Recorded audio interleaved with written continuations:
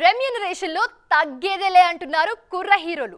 ఏంటి వీళ్ళకి ఇంతిస్తున్నారా అని నోర్లెల్లబెట్టేలా వసూలు చేస్తున్నారు కొందరు కుర్రాళ్ళు. వాళ్ళ రేట్ చూసాక వామో రేంజ్ బాగానే పెరిగిందంటూ షాక్ అవ్వడం చూసేవాళ్ళం అంతవుతుంది. మరి అంతగా రెమ్యూనరేషన్తో రచ్చ చేస్తున్న ఆ హీరోలు ఎవరో చూడండి. కిరణ్ అబ్బవరం ఒక్క సినిమా కోసం 12 కోట్లు తీసుకుంటున్నాడట. టాలీవుడ్లో మోస్ట్ ఇంట్రెస్టింగ్ టాపిక్ ఇది. కే ర్యాంప్ లాంటి సినిమాల తర్వాత కిరణ్ రేంజ్ బాగానే పెరిగిందనడానికి ఈ పారితోషికమే ఎగ్జాంపుల్. బడా నిర్మాణ సంస్థలతో 12 కోట్లకు సినిమా సైన్ చేశారు కిరణ్. ప్రస్తుతం ఈయన చెన్నై లవ్ స్టోరీతో పాటు ఒక వెబ్ సిరీస్, 2 సినిమాలు చేస్తున్నారు. కిరణ్ ఒక్కరే కాదు, ఇతర కుర్ర హీరోల రేంజ్ అలాగే ఉంది.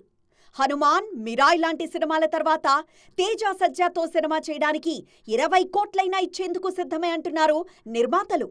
మనోడి రేంజ్ కూడా ఆ రేంజ్లోనే ఉందిప్పుడు. తప్పులేదు, తేజకు ఇవ్వచ్చు అంటున్నారు నిర్మాతలు కూడా. హనుమాన్తో 300, మిరాయ్తో 150 కోట్లు కొట్టారు తేజ సజ్జా. నాని రేంజ్ చెప్పాల్సిన పనిలేదు. ఈయన రేంజ్ 40 కోట్లు కాదు, అంతకు మించే ఉంది. రెమ్యూనరేషన్తో పాటు షేర్ కూడా తీసుకుంటున్నారు నాని. ఈ లెక్కన ఆయన రేంజ్ 50 కోట్లకు చేరిపోయింది. రౌడీబాయ్ విజయ్ దేవరకొండ సైతం ఫ్లాపుల్లో ఉన్నా సినిమాకు 20 కోట్లు తీసుకుంటున్నారని తెలుస్తోంది. మొత్తానికి స్టార్ హీరోలే కాదు, తర్వాతి బెంచ్ కూడా బలంగానే ఉంది.